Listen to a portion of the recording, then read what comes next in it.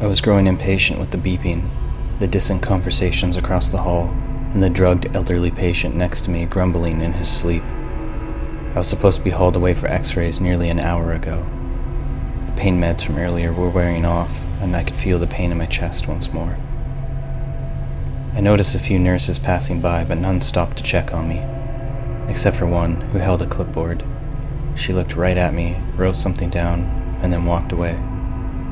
I knew hospitals were slow, but this was unbearable. Finally, my doctor came. He asked how I was doing, checked my file, and clarified that everything was on schedule. I didn't know what he meant, for I still needed an x-ray. 2 nurses arrived behind him, and the doctor asked them if the preparations had been made. One of the nurses confirmed, and the doctor said, "Excellent. Please administer the compound." One of the nurses injected something into my intravenous. "Excuse me," I said. "I think I'm fine. I don't need any more pain meds." To which the doctor replied, "Shh, hush now." The nurses then strapped my wrist to the bedside rails. What was going on? Almost immediately I felt the effects. I was groggy, like I had taken a handful of melatonin, but my ability to speak was horribly impaired. I felt vulnerable. I called for help, but it failed. I looked over at my sickly roommate to see if he had been privy to the exchange.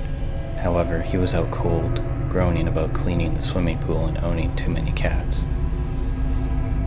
I was wheeled down the quiet corridor. The delicate rolling of rubber became hypnotic. Eventually I was brought to an elevator, and we went down and down and down. It was hard to focus on the panel, but I would have guessed we landed on the bottom floor. The door opened, and I was pushed along until I found myself in a large room with a dim light. It was cold, and every sound echoed like a whisper. I hadn't noticed at first, but there was another bed next to me, housing a rather fat man with hairy arms and large, crooked toes. But that was all I could see with my limited movement. I tried to speak to him, but only managed to mumble inaudibly. Bright light turned on overhead, forcing my eyes closed.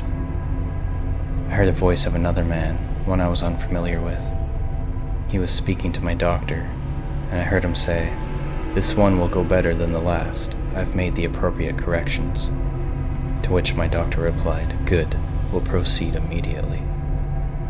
Something was strapped to my head. I felt it bind and tighten around my ears, pinching my skin. Next, an object that tasted like rubber was placed in my mouth. I could feel cold leads being issued to my chest and arms. I heard the clicks of someone typing on a keyboard, and a harsh, abrupt beep, like a heart monitor on its last limb. I missed my previous room and the comforting sounds it offered. The mysterious doctor said, "Let's begin." I felt electricity flowing through my body. The hairs on my arms stood up and I could no longer feel my feet.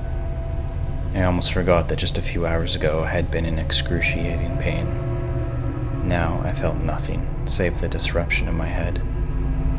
It hurt to open my eyes, so I kept them shut. My ears felt wet and ticklish, and then I had an urge to vomit. My stomach was bloated and I was sweaty. Finally, I opened my eyes to see a different part of the ceiling above me than I remembered. My head was heavy, but I managed to roll it over to the left side of the room to see nothing but a bare wall. I looked to the right to see the doctor standing idly, jotting down notes. Next to them was my body. My face turned to stare back at me, wide-eyed, terrified.